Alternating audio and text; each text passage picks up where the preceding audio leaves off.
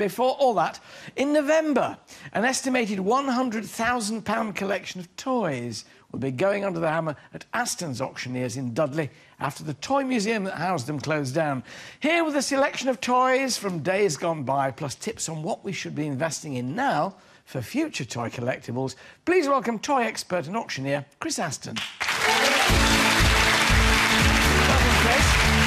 I'm particularly attracted, I have to say, by that little toy lawnmower down there, which like there would have been a time when I'd have fit that. It was only a few weeks ago, so it was that small. Did you spot the gardener as well? Bless him. Sam the gardener. Sam the gardener down here with his little wheelbarrow. Isn't that sweet, Aries? Look at this beautiful little thing. But things like this as well. The Mutoscope presents balloon teas, real moving pictures. This is dates from when? Yeah, a little cheeky one for you. 1920s, this one. And you put 20p in the slot. It's gone up since then. Yeah, I've already put the money in, so you can have a look if you like. By George!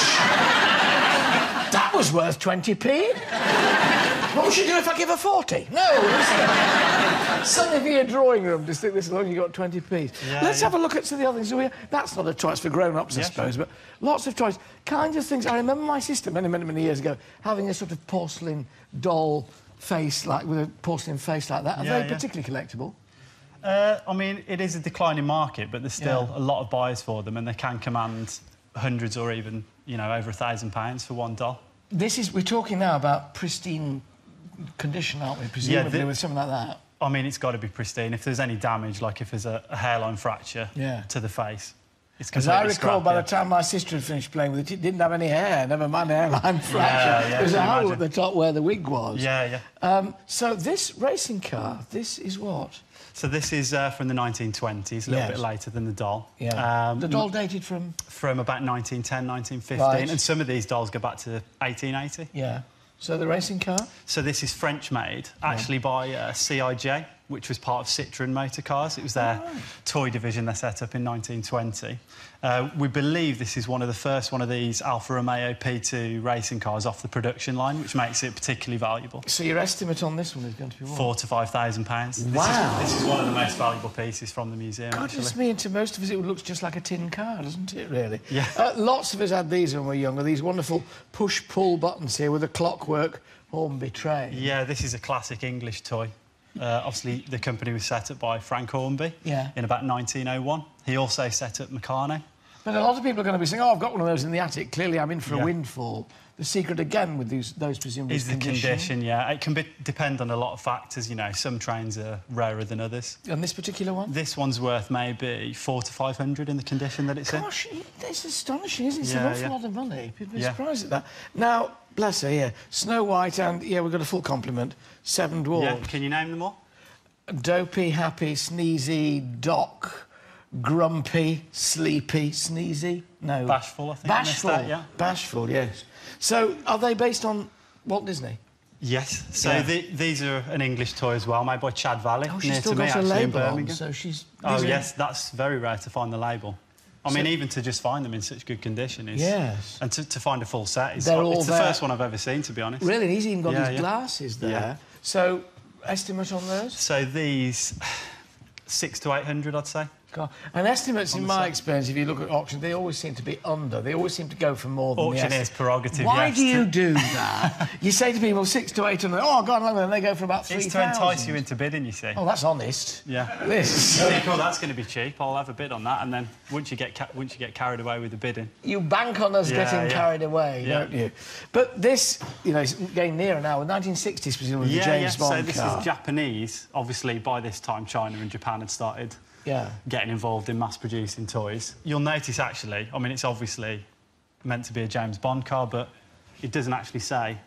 Oh, I see. James Bond isn't mentioned, but he's got the bulletproof screen and all the various bits and bobs. I think the Japanese didn't want to have to pay for the rights, so they just copied it. Does that mean that it would be not worth as much as, say, the Dinky toy, which is... Well, it's a Corgi toy, actually. Corgi, this, I mean, there's a few bits missing on this, such as the clip that holds the battery compartment on. Quite vital if you want to drive it to the supermarket. Otherwise, I would have showed you it running around the floor, you know. That's right. So that's worth... 200 to 300. Even in that state? Yeah. Whereas the Corgi toy, we've sold those for up to 500 or 600 in the right condition. Now, that's critical, isn't it? So we're looking now at things which you could buy now, which might... I mean, it's guesswork, really, isn't it? But which will probably be worth a lot in the future. So yeah, these are some of my tips. Yeah. Lego's a big one, and also Star Wars toys of any description. Well, here you've got the two combined, Star Wars, Lego. Yeah, that's hence why I've picked this. Yeah. So what does this cost now? Well, I mean, obviously, you can buy Lego sets anything from sort of £5 or £10 up to a couple of hundred. I think this one's probably around 100, 120. Yes. But yeah, it's got really good longevity, because I think Lego will be going in 50 years' time. So and I've got a feeling they'll keep making Star Wars films as well, so that's a key part to it, you know. So you buy it as an investment. What do you do with it when you bought it? Don't open it. Don't let the kids play with it. Don't have any fun. Yeah. Basically, that's the important thing. Don't enjoy it. What you could do is buy one for the kids and then buy another one if you can afford it, though, that's the thing. Now, one thing, if you watch all these antiques programmes, you do end up knowing about is the teddy bears with the button in their ears. Yeah. The Steiff teddies. That's the one. Now, is this then a new one, Chris, this particular Yeah, brand new. So they're still making them? Yes, very much What's so. the most that the Steiff teddy bear has ever gone for? Over £100,000. Yeah. Over £100,000? Yeah. But, I mean, that's an exceptional example. One only. If you find one in your loft, it's not necessarily going to be worth that. Much, you know. Don't sell the house yet. So when you're buying one, like, it's quite a big one, and it's got the certificate that goes with it. Yeah, what are you paying for something like this? Well, again, you can pay from £50 to 500. Right, this one cost about 200. £200. Beautifully made, really hard, well stuffed. Yeah. Again, you've got to keep the box, you've got to keep the certificate, keep it in good condition. Don't let dust get at it. Exactly, yeah. But if you're talking toys, this is incredible. A 4.5 litre blower Bentley with a supercharger on the front. So what's this? Where's this from? This is an amalgam die-cast model. Yeah. About 3,000 hours of work have gone into making this. Stupendous. What would you pay for this? Well, this might be out of reach for most people. Yeah.